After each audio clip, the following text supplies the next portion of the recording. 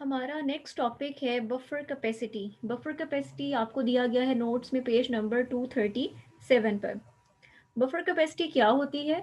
It is a measure of efficiency of a buffer in resisting change in its pH, यानी किसी buffer की वो ability कि वो कितना रेजिस्ट करता है चेंज इन पीएच को, वो उसकी बफरिंग कैपेसिटी कहलाती है।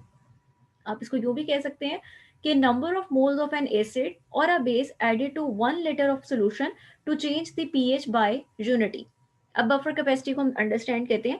फॉर एग्जांपल आपके पास एक सिस्टम दिया गया है, एक एसिडिक बफर दिया गया है और इसमें आपको कॉन्जुगेट बेस और एसिड की जो रेशो दी गई है 1.82 है। आप अगर इसकी हेल्प से पीएच निकालें तो आपके पास पीएच 5 आती है।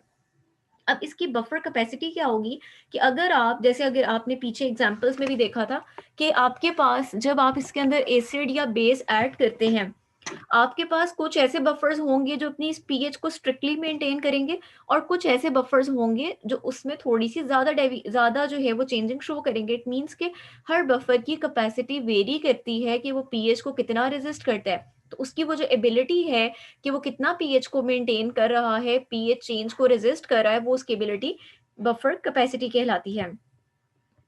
अब यहाँ पर हम इसको अंडरस्टैंड करने के लिए दो बफर्स कंसीडर करते हैं। ये हमारा बफर 1 है, ये बफर 2 है। बफर 1 के लिए आपके पास लेट कर लेते हैं कि कॉन्जुगेट बेस की वैल्यू है 0.90 मोलर कंसेंट्रेशन है और एसिड की कंसेंट्रेशन है 0.49। लेट हम ये करें कि इसके अंदर हम ऐड कर रहे हैं स्ट्रॉन्ग बेस। हमने देखना ये है कि स्ट्रॉन्ग बेस डालने से ये पीएच को कितना रेजिस्ट कर रहा है। और कंसीडर हमने किया कि बफर की हमारे पास जो है वॉल्यूम क्या है, 1 लीटर है। अब हम इसके अंदर ऐड कर रहे हैं सोडियम हाइड्रोक्साइड। जो हाइड्रोक्साइड आयंस यहाँ ऐड हो रही हैं उनकी हमारे पास कंसंट्रेशन दी गई है 0.04 मोलर।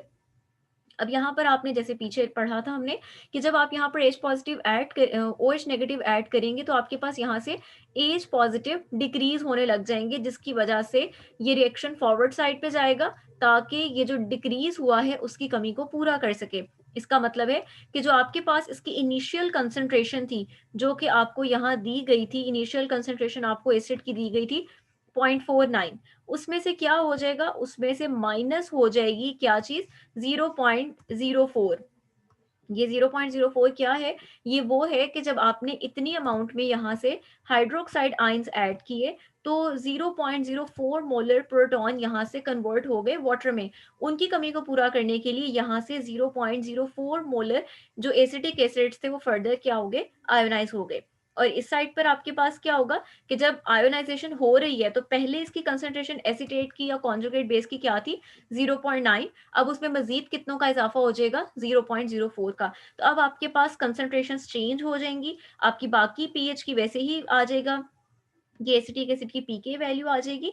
लॉग ऑफ ऊपर आपके पास आ जाएगा कॉन्जुगेट बेस की वैल्यू, जो कि पहले 0.90 थी लेकिन अब ये आपके पास क्या हो जाएगी, ये अब आपके पास आ रही है 0.94 और ये आपके पास क्या आ जाएगी अब 0.45। आप इसको सॉल्व करेंगे तो ये आपके पास क्या आ जाएगा, 5.06 आ जाएगा।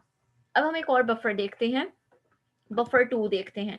बफर 2 में आपके पास यहाँ पर जो कॉन्जुगेट बेस है ये उसकी कंसंट्रेशन आ गई, या आपके पास जो आपकी एसिड है उसकी वैल्यूज आ गई। अगेन इसके अंदर जो आप बेस ऐड कर रहे हैं that is 0.04 molar sodium hydroxide.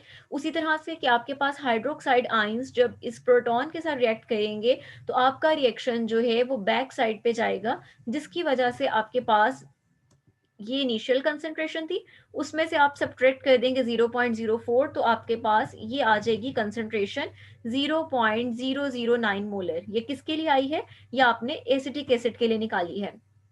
और जो आपकी कॉन्जुगेट बेस है उसकी वैल्यू क्या थी, उसकी इनिशियल आपके पास थी 0.09, उसमें एडिशन कितने का हो जाएगा, 0.04 का। तो ये आपके पास इसकी कंसंट्रेशन क्या आ जाएगी, 0.13 मोलर।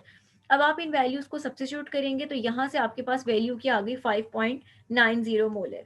अब अगर आप एक चीज देखो, अगर आप इसकी रेशो लो, यहाँ पर जो वैल्यूज थी तो भी आपका आंसर 1.82 आएगा। अगर आप, मैं आपको ऊपर से बताती हूँ, यहाँ पे देखो, ये देखो जो आपके पास ये दी हुई थी रेशो, जो अब आपने इनिशियली कंसीडर किया था, आपके पास इसकी रेशो क्या दी गई थी, 1.82।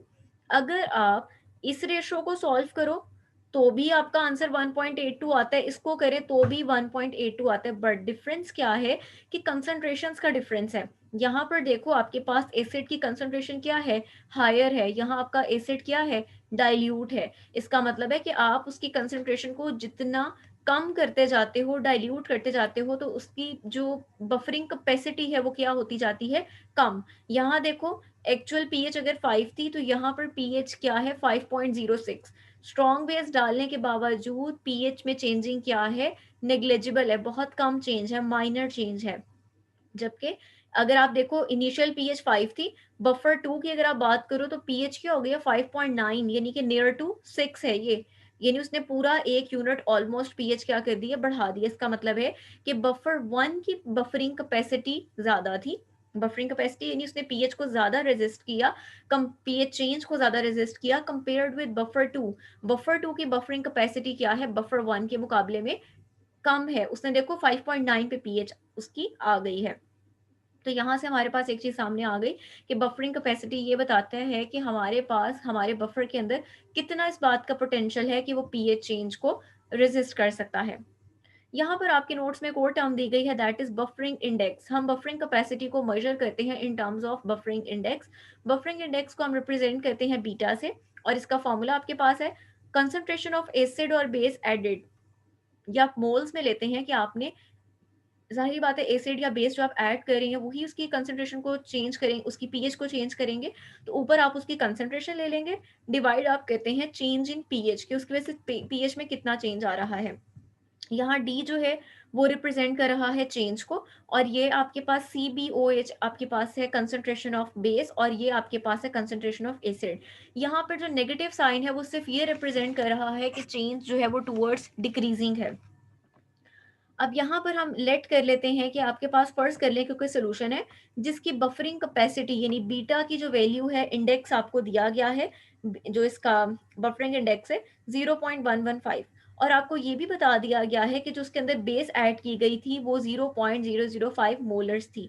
आपने बताना है कि चेंज इन पीएच कितना है, तो आप ये वाला फॉर्मूला यूज करके सब्स्टिट्यूट करेंगे वैल्यूज, तो यहाँ से आपके पास चेंज इन पीएच निकल आएगा जो कि 0.043 है। इट मीन्स कि आपको अगर बफरिंग कैपेसिटी दी गई हो, आपको ये पता हो कि आपके पास कितनी उसके अंदर बेस या एसिड ऐड किया गया है, तो आप उसकी हेल्प से उसका चेंज इन पीएच जो है वो फाइंड कर सकते हैं। ये था हमारा बफरिंग कैपेसिटी बफरिंग इंडेक्स के हवाले से।